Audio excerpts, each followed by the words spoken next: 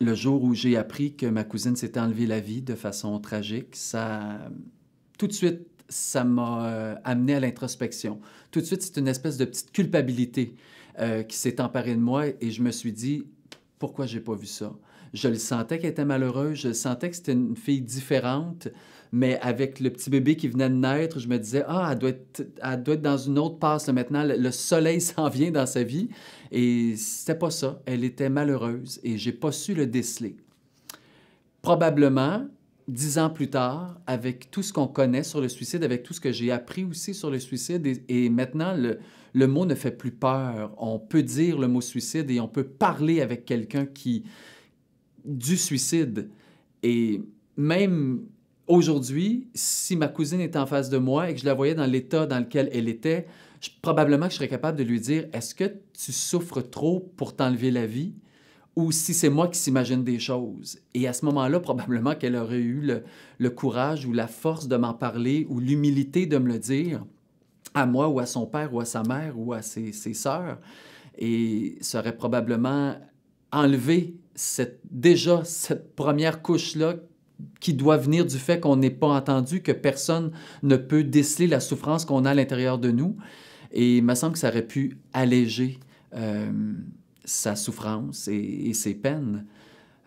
Aujourd'hui, je sais qu'on ne se suicide pas parce qu'on veut mourir, mais parce qu'on veut tout simplement arrêter de souffrir. Et quand j'ai appris ça, quand on m'a dit ça, tout de suite, je me suis dit, ah, il y a une possibilité de sauver les gens qui pensent au suicide. Et je pense que c'est le support, c'est l'action concrète, c'est d'être auprès de la personne, c'est de l'écouter, c'est d'être avec elle au quotidien et c'est de ne pas avoir peur d'en parler.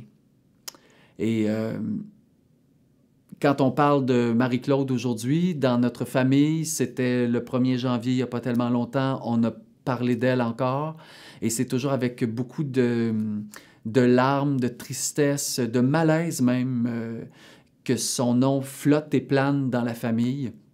Mais moi, on dirait que je me fais un devoir d'en parler, justement pour que ceux qui restent, qui ont eu tellement de peine et qui se sont sentis tellement coupables, puissent eux aussi, à leur tour, se libérer de ça et qu'on puisse en parler.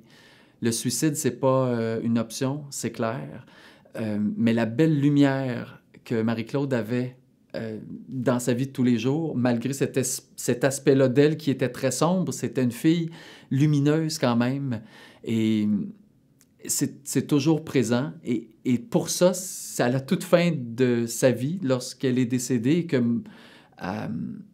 quand on est arrivé au cimetière et que mon oncle a mis la dernière pelletée de terre sur sa tombe et que tout le monde pleurait, et que c'était une journée extrêmement sombre, aussi à l'extérieur et triste, à ce moment-là précis, il y a une éclaircie qui est arrivée.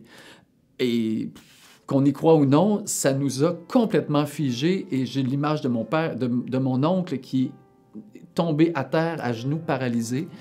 Et je pense que c'était le plus beau cadeau qu'elle ne pouvait pas nous laisser, ou du moins le plus beau message. Cette lumière-là qu'elle nous envoyait d'en haut, probablement que si le suicide n'avait pas été une option dans sa tête, cette lumière-là serait encore aujourd'hui avec nous et cette lumière s'appellerait Marie-Claude.